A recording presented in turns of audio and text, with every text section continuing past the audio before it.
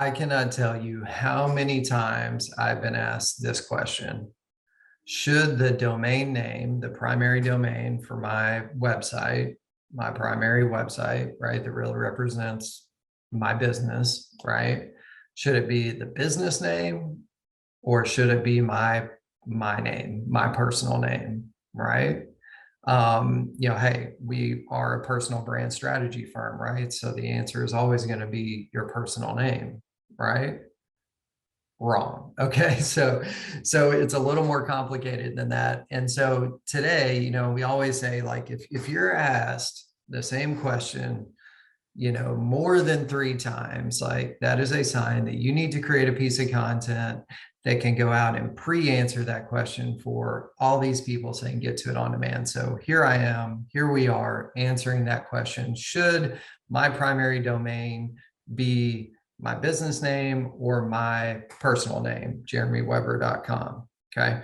So it's a little more complicated, like I said. So really, when you look at this, first off, I will tell you, you need to have both, right? So go ahead. If you don't have your personal name, if you don't have your business name, obviously lock those things down. We call those defensive plays, right? So even if we may not have an active use for one or both of them, right, in the short term, you need to have it because there will be a role that they play over time, and the roles may change and things may shift a little bit over time as the business and the brand grows, but you need to have them, period. And we kind of tell you the same thing with your social accounts and things like that, which would be another post. Should I use my personal names or my business name for my social handles, right? So keep your eyes out for that piece coming out as well.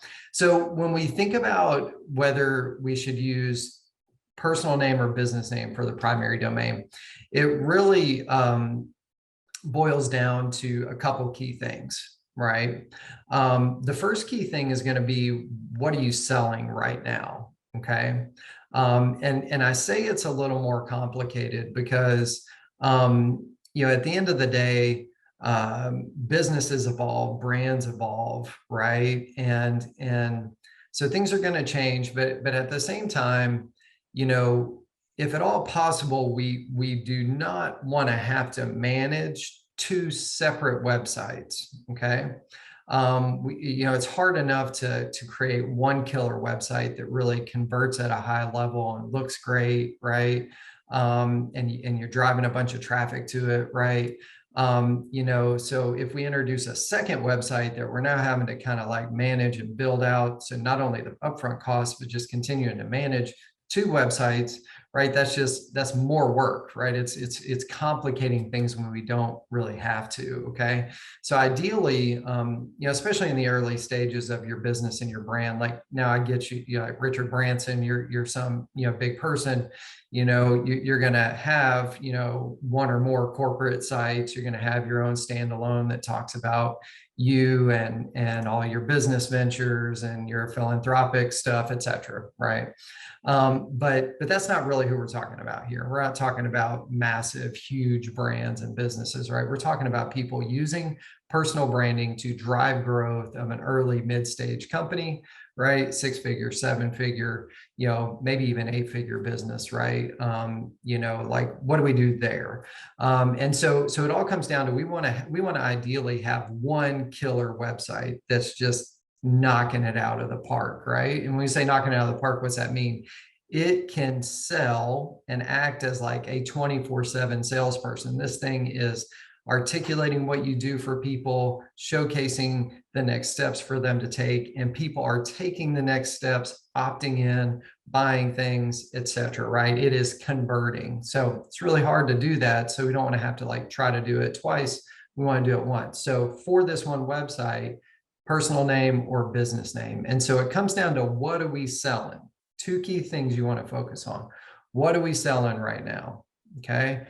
And so I always like to say that if what the business delivers, what people are buying from you is heavily based on an individual delivering it, like speaking, booking you to speak. You're a killer keynote speaker. You're coming in, knocking it out of the park, giving paid talks, right?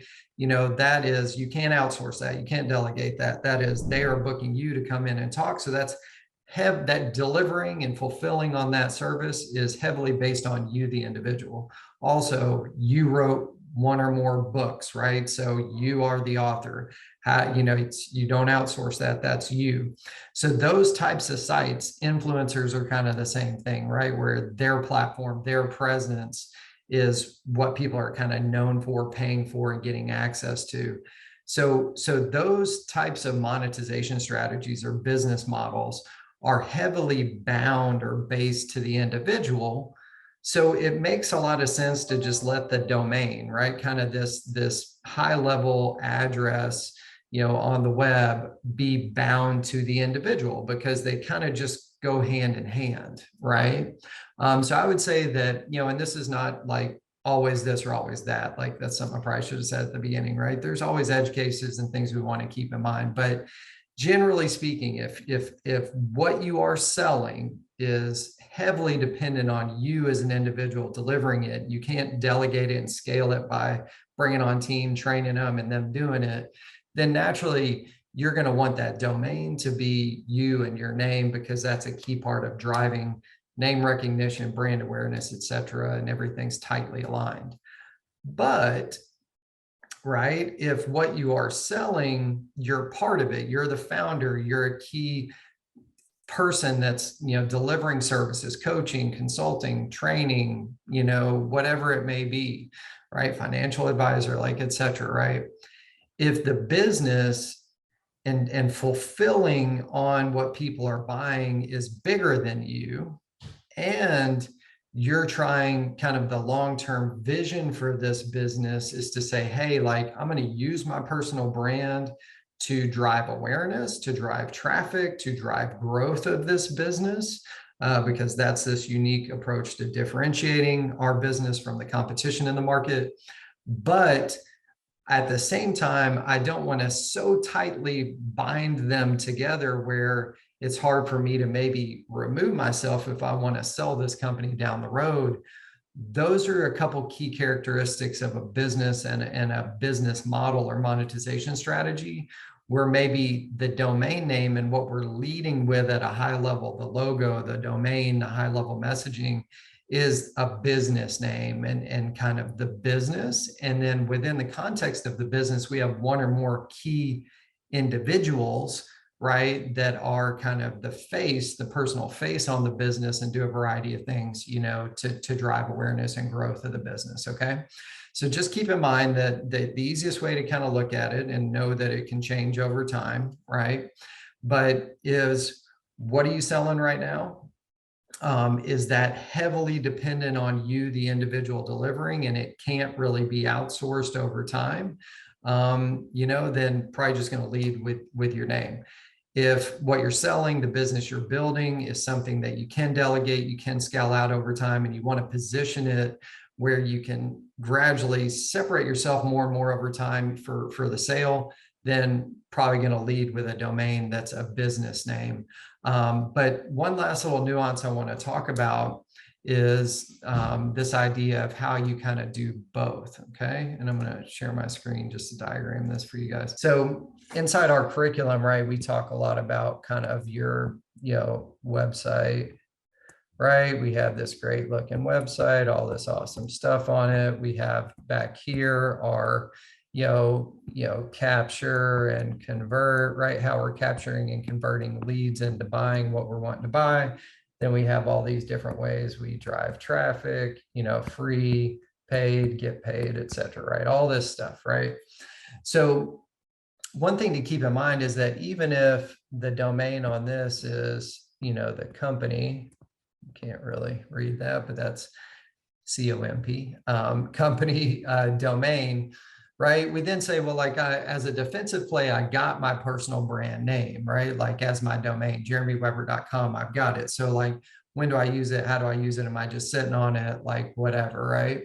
And so there's tons of different ways to do this. And over time, right, it's totally okay to have like your personal brand website too, if they're very different. And like, so again, there's edge cases for sure. But in the early days, we were trying to say, like, how do I use my personal brand to drive as much traffic as possible and sell as much of these things, right, that aren't 100% tied to me to fulfill, right? How do I structure it now? Right. The way you can do it is you can have jw.com, right? Let's say jeremyweber.com, which is just the domain. And you can have it, you can link to that, in your bio on social, or, kind of mention it in different places.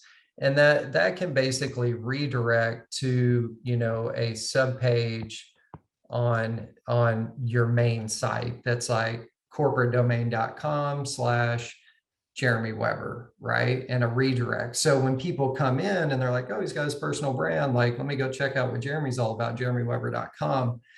They learn about you on an about page, about you and your role in the company and your expertise and uniqueness and all this great stuff, right?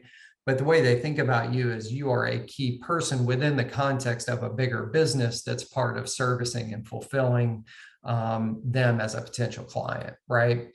And that's a strategic decision, because we're saying, hey, what we're selling and who all is involved in doing it is a lot bigger than me as an individual. But again, if all of this back here, what's on the menu to buy, is 100% kind of like you, then probably just going to have the primary domain name be your domain and be good to go. So anyway, hope that was helpful. I know that's a common question we get a lot, of just which should I go with. So remember, get them both is rule number one.